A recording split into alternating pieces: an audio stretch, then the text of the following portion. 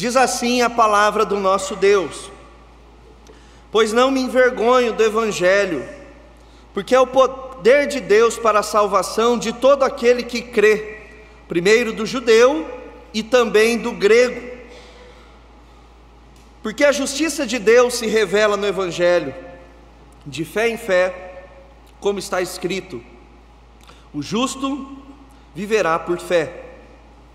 A ira de Deus se revela do céu contra toda impiedade e injustiça dos seres humanos, que por meio da sua injustiça suprimem a verdade. Pois o que se pode conhecer a respeito de Deus é manifesto entre eles, porque Deus lhes manifestou. Porque os atributos invisíveis de Deus, isso é, o seu eterno poder, a sua divindade, claramente se reconhecem desde a criação do mundo, sendo percebidos por meio das coisas que Deus fez. Por isso, seres humanos são indesculpáveis, porque tendo conhecimento de Deus, não o glorificaram como Deus, nem lhe deram graças. Pelo contrário, se tornaram nulos em seus próprios raciocínios, e o coração insensato deles se obscureceu. Dizendo que eram sábios, se tornaram tolos, e trocaram a glória do Deus incorruptível por imagens semelhantes ao ser humano, corruptíveis às aves, aos quadrúpedes e aos répteis. Por isso Deus os entregou à impureza, pelos desejos do coração deles, para desonrarem o seu corpo entre si. Eles trocaram a verdade de Deus pela mentira, adorando e servindo a criatura em lugar do Criador, o qual é bendito para sempre. Amém. Por causa disso, Deus os entregou às paixões vergonhosas, porque até as mulheres trocaram o modo natural das relações íntimas por outro contrário à natureza. Da mesma forma, também os homens, deixando o contato natural da mulher, se inflamaram mutuamente em sua sexualidade ou sua sensualidade, cometendo indecências, homens com homens, e recebendo em si mesmos a merecida punição do seu erro. E por haverem desprezado o conhecimento de Deus, o próprio Deus os entregou a um modo de pensar reprovável, para praticarem coisas que não convêm. Estão cheios de todo tipo de injustiça, perversidade, avareza e maldade. Estão cheios de inveja, homicídio, discórdia, engano e malícia. São difamadores, caluniadores, inimigos de Deus, insolentes, arrogantes, orgulhosos, inventores de males, desobedientes aos pais, insensatos, desleais, sem afeição natural e sem misericórdia. Embora conheçam a sentença de Deus, de que os que praticam tais coisas são passíveis de morte, eles não somente as fazem, mas também aprovam os que as praticam. Deixe a sua Bíblia aberta, vamos orar. Senhor Jesus, muito obrigado por essa manhã, obrigado pelo teu grande amor derramado em nossos corações. Que o Senhor continue nos visitando com teu Espírito Santo, falando a nós através da tua palavra pregada, assim como tem falado através do sacramento do batismo, das orações, da palavra que foi cantada, da palavra que foi lida comunitariamente. Trabalhe em nossos corações. Oramos assim em nome de Jesus. Amém. Quando Paulo ele escreve a carta à igreja de Roma, Paulo ele está respondendo uma pergunta: por que o mundo precisa do Evangelho? Irmãos, nós temos diante de nós uma carta que ela foi escrita a partir de uma preocupação missionária do coração do apóstolo Paulo. Paulo não fundou a igreja de Roma, ele não conhecia os irmãos da igreja de Roma. Mas Paulo aqui ele já está, pelo menos, há quase 20 anos pregando o Evangelho na bacia do Mediterrâneo. Paulo pregou e plantou igrejas em Corinto, em Éfeso, em Tessalônica. Mas agora o apóstolo Paulo ele tem um desejo. pregar Jesus onde ele ainda não havia sido anunciado. E o coração de Paulo está ardendo por um lugar muito específico, que ele diz lá em Romanos capítulo 15, pregar o evangelho na Espanha. Paulo estava desejoso, ansioso em compartilhar o evangelho com gente que estava na Espanha, que não conhecia Jesus Cristo. E ao final da sua terceira viagem, Paulo levantou um considerável dinheiro, uma oferta, destinada aos pobres que estavam em Jerusalém sofrendo. E a ideia de Paulo era voltar para Jerusalém, entregar a oferta à igreja, e de lá arrumar para o litoral, pegar um navio,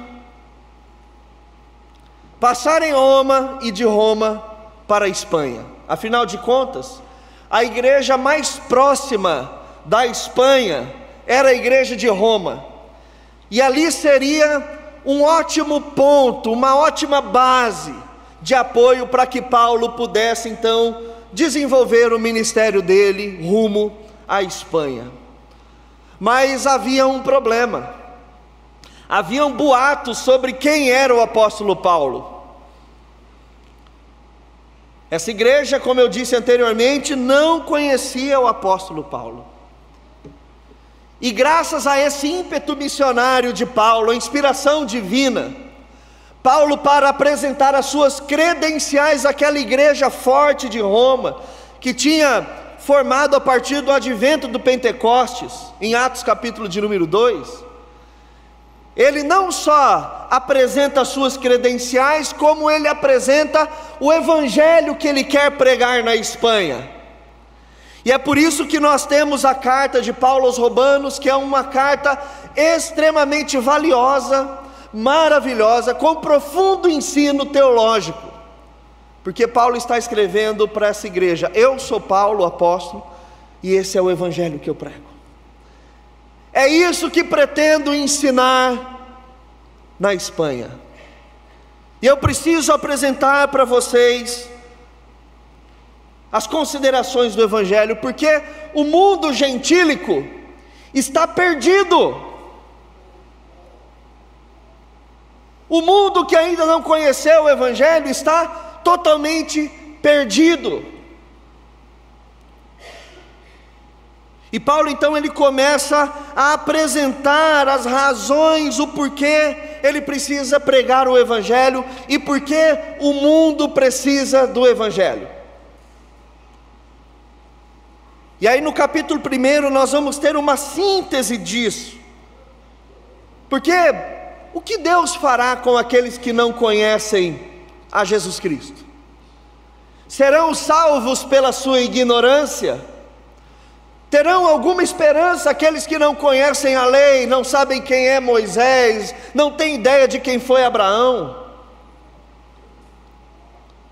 E aí Paulo no capítulo 1 ele vai fazer 3 movimentos. O primeiro movimento que nós vamos ver no texto é o movimento da revelação de Deus, que Deus se revela à humanidade de um jeito ou de outro.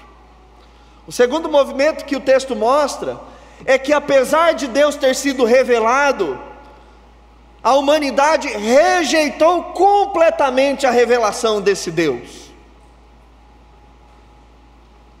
E o terceiro movimento do capítulo 1 que Paulo faz é mostrar que Deus retribuiu essa rejeição, rejeitando também a humanidade pecaminosa. E é por isso que o mundo precisa do evangelho, porque o mundo está sob a ira de Deus. Quando nós olhamos então esse primeiro movimento, que vai do verso 17 ao verso de número 20, nós acabamos de ler 2 informações muito importantes, meus irmãos. A primeira delas, no verso 17, é que a justiça de Deus, ela se revela onde? No evangelho. É aquela velha história: não há salvação sem cruz. Ninguém é salvo simplesmente porque faz boas obras ou tem uma boa índole. A justiça de Deus, a maneira como qual o homem pode ser salvo, é revelada apenas em uma coisa: no Evangelho. Em contraponto a isso, no verso de número 18, Paulo já começa dizendo que se a justiça de Deus se revela no Evangelho, a ira de Deus se revela do céu. E céu aqui é uma expressão que Paulo vai usar nos seus escritos várias vezes para exemplificar o que é a criação. A ira de Deus a partir da queda é manifesta no mundo. Nós não estamos mais nos deparando com o Éden, o lugar da inocência, pré-queda. Agora nós temos uma sociedade, uma humanidade que está na mira de um Deus irado, porque ele foi ofendido com a rebelião humana, e esse mundo está sob julgamento do Senhor. Então olha o contraste que Paulo vai falar. O mundo natural está debaixo da ira, e a justiça só se dá por meio do Evangelho. Por que que o mundo precisa do Evangelho? Porque o mundo está sob a ira de Deus, e apenas o Evangelho é capaz de fazer com que esse mundo seja justificado. Apenas isso. E diz o motivo pelo qual Deus está irado. Ele está irado contra toda impiedade e injustiça. Nós já vimos em outras pregações o que Paulo quer dizer quando ele fala sobre piedade. Piedade aqui é diferente de dó. Piedade, na visão paulina, é a maneira correta como você se relaciona com Deus. E Deus está irado contra toda impiedade porque esse povo está se relacionando de maneira errada com Deus. E ele diz: é um povo injusto, e eles suprimem a verdade. Há uma conexão direta com Gênesis 1. Lembra qual foi o primeiro casal a suprimir a verdade? Adão e Eva. E a humanidade continuou seguindo os seus passos. Alguém pode perguntar: mas eles são ignorantes? Eles não sabem nada do que aconteceu? Eles não conhecem Adão e Eva? Não têm nem ideia o que é o Éden?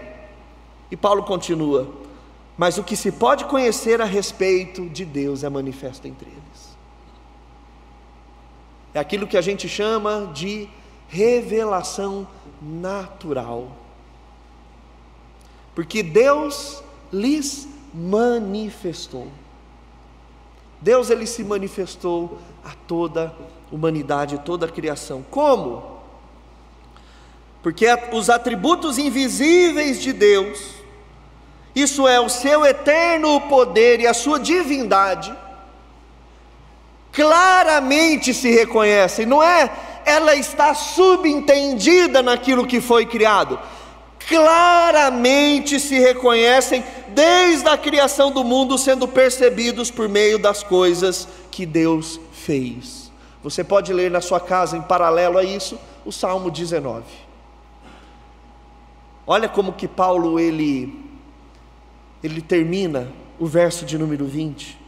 Por isso os seres humanos são indesculpáveis. Sabe aquela história que às vezes a gente tem na nossa presunção de acharmos que somos mais bondosos do que Deus, mais misericordiosos que o Senhor, falando: como Deus pode condenar alguém assim? Mas a pessoa é tão boa, a pessoa é tão maravilhosa. Às vezes a gente coloca inclusive as nossas afetividades nos nossos familiares que já foram. Como é duro, às vezes você perdeu um pai, uma mãe, que de fato você sabe que não creu na mensagem do Evangelho. A gente sempre fica pensando, né? Mas e Deus? Como Deus faria isso? Paulo está dizendo, a resposta que Paulo diz para basear o seu argumento é uma resposta dura. Não há ser humano que é desculpável da sua ignorância. Seja aquele que está isolado num pequeno vilarejo no alto dos Andes, ou aquele que está num pequeno povoado no interior da África, ou isolado numa aldeia indígena. O que Paulo está dizendo é que não existe o esquecido inocente. Todos são indesculpáveis. Deus se revelou. Deus se revelou tremendamente. E antes de falar da boa notícia, Paulo ele começa falando da má notícia. E essa aqui fica a dica, hein? Para quem está no John Knox fazendo missiologia, já ouviu essa dica. A melhor estratégia para você pregar o Evangelho não é falando do Evangelho, você tem que falar primeiro da tragédia, porque boa notícia só tem significado quando você vê a má notícia chegando. Nós não temos esperança, há uma esperança. O Evangelho é essa boa notícia que traz esperança. Mas Paulo ele começa falando justamente isso, que Deus ele está irado com a humanidade. Deus está bravo e disposto a condenar uma humanidade que se rebelou contra Ele. A humanidade está perdida. Não há desculpas. Ninguém tem capacidade pessoal em si mesmo de justificar a ignorância em relação ao Senhor. A palavra que Paulo usa no texto original é literalmente sem defesa, indesculpável, sem defesa, sem justificativa, é ponto final para aqueles que se rebelam contra o Senhor. Inclusive Paulo ele vai dizendo que o real ateísmo, ele é impossível, que o ateísmo ele é uma declaração clara da rebeldia contra o Senhor. Ninguém nasce ateu, é sempre uma decisão do ser humano em suprimir a verdade que são manifestas na criação. É a rebeldia do ser humano que faz ele não se prostrar diante daquilo que ele vê. É uma tragédia. Não há um inocente. E Paulo está dizendo: por isso o mundo precisa do Evangelho, porque a despeito da ira de Deus, da condição humana, a justiça se manifesta no Evangelho. Lembra, Paulo está mandando uma carta, é um projeto missionário que ele está mandando para a igreja de Roma, explicando por que essa igreja precisa apoiá-lo em missões. Mas Paulo continua construindo o argumento dele, falando que, a despeito dessa revelação, o ser humano deliberadamente rejeitou ao Senhor. Depois que ele trata claramente de que não há inocência, Paulo vai dizer que é uma declaração deliberada.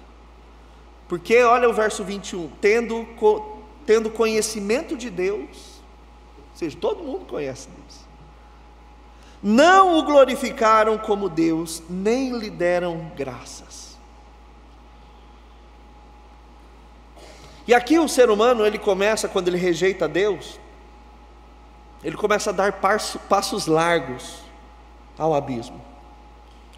E Paulo ele vai mostrar aqui algumas coisas que acontecem, passo a passo, no declínio do ser humano. A primeira coisa que Paulo ele vai falar aqui é que eles se tornaram nulos em seu próprio raciocínio. É a nulidade dos pensamentos. E o problema da nulidade dos pensamentos do ser humano é que ela se dá a partir do momento onde Deus é retirado como referência. E ninguém é neutro, não existe neutralidade. Quando Deus é tirado, sacado do nosso coração como referência, naturalmente o ser humano vai colocar uma referência no lugar de Deus. E qual referência será essa? Essa referência que o homem põe em seu coração no lugar de Deus é que torna o coração do ser humano nulo. É o primeiro perigo do homem sem Deus, é isso, ele está perdido, ele está à deriva. Certo filósofo disse que o homem é a medida de todas as coisas. Isso é uma notícia trágica. Que esperança há? Sem Deus nas nossas vidas, como nós conseguiremos organizar os nossos pensamentos? Qual será o referencial no lugar de Deus? Isso é extremamente perigoso. E a nulidade do coração, ela leva o ser humano a um outro passo terrível. Naturalmente o coração dele se torna trevas.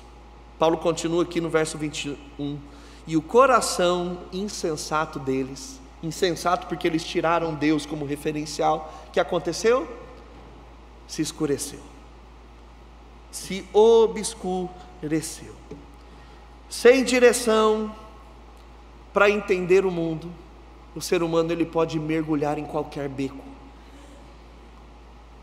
Em busca de luz, ele vai mergulhando cada vez mais em sua arrogância, tentando entender, achando que é possível compreender um mundo sem Deus.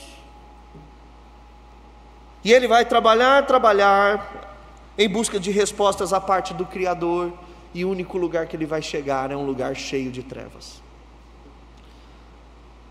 Mas a nulidade do coração, dos pensamentos, o coração obscurecido, ele ainda leva a uma pseudo-sabedoria. Insensatos deles se obscureceu, dizendo que eram sábios, se tornaram tolos. É aquela pseudo-sabedoria. Sem Deus eu vou atingir coisas maiores. Inclusive das mensagens e propagandas do iluminismo era essa: Deus atrapalha o ser humano.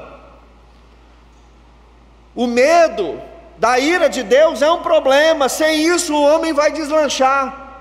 Quando essa mensagem ela incorpora a sociedade, nós temos cada vez mais o que? Pessoas inseguras, ansiosas, em pânico, desestruturadas totalmente, porque acharam que Deus não estando no jogo seria muito mais fácil.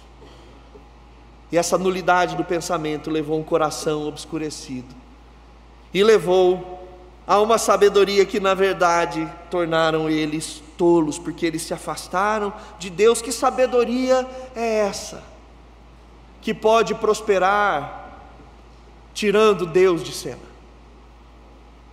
E Paulo ainda vai colocar aqui um outro ponto muito importante da rejeição completa do ser humano.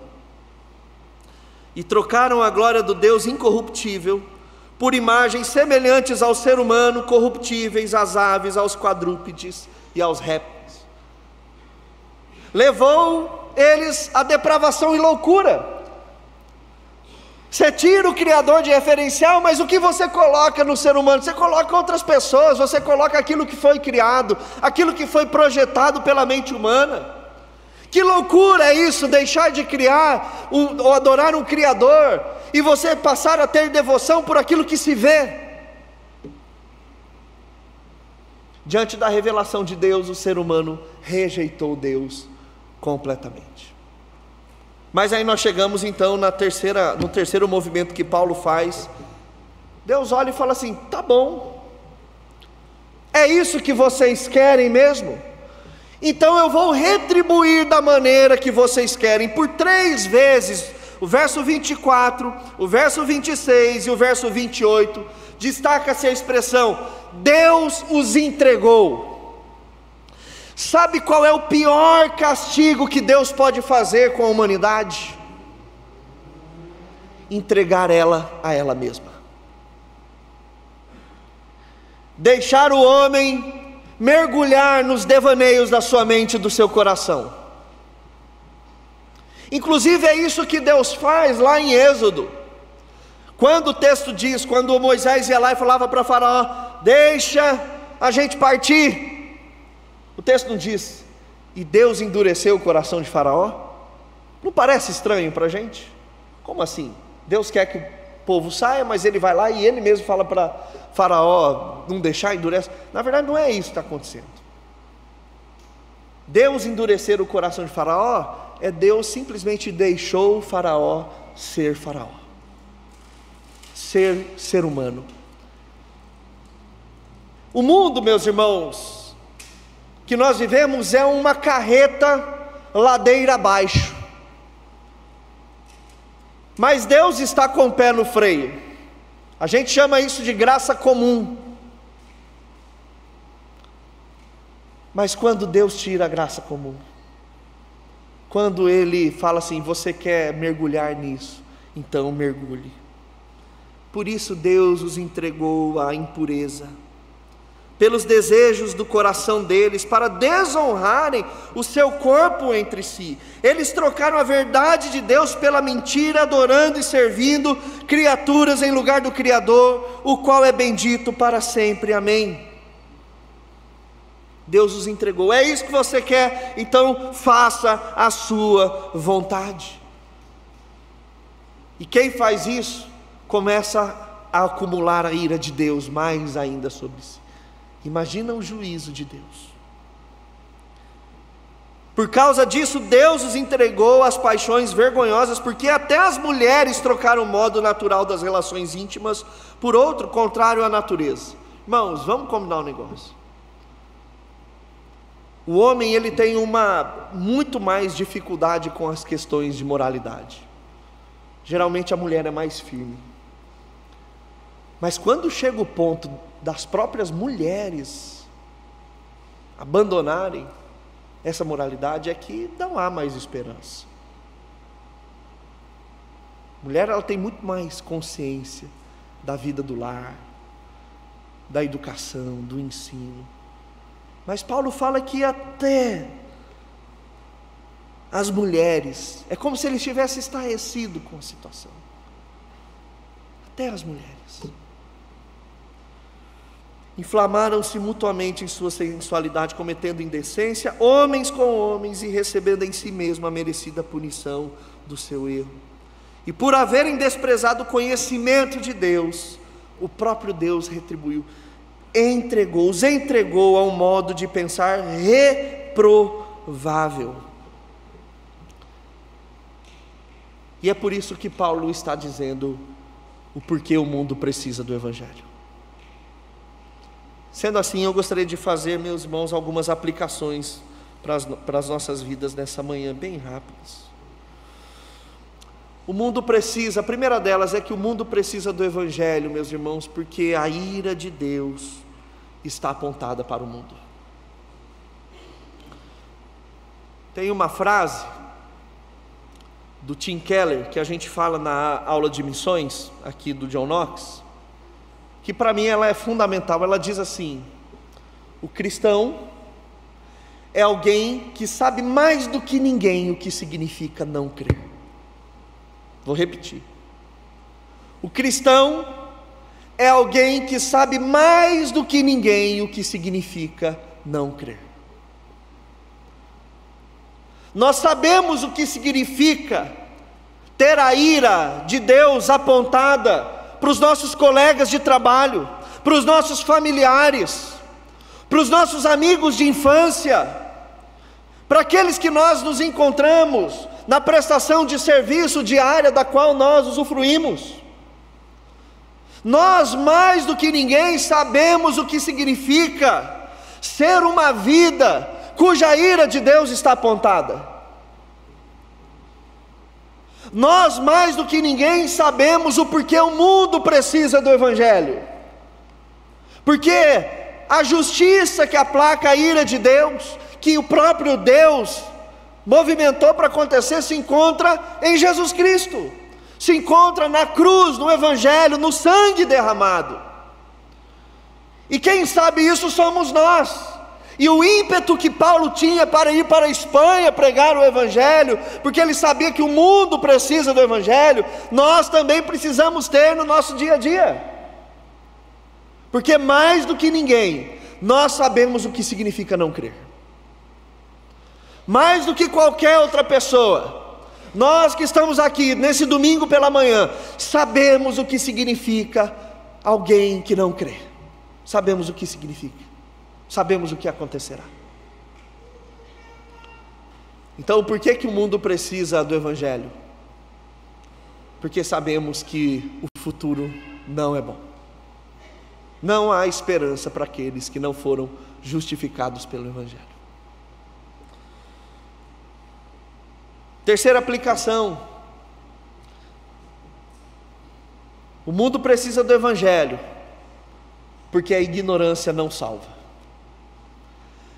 Irmãos, você acha mesmo que Paulo estaria preocupado em pregar o Evangelho desesperadamente, se a ignorância salvasse? Se a ignorância salva, a pregação do Evangelho é um erro. É melhor deixar a pessoa ao próprio critério, ao próprio vento. Para que fazer missões?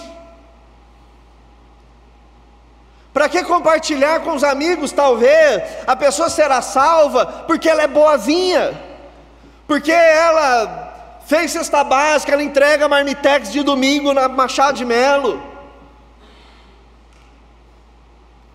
porque ela não fala mal de ninguém, porque ela contribui generosamente, ela é sempre acolhedora, sempre educada.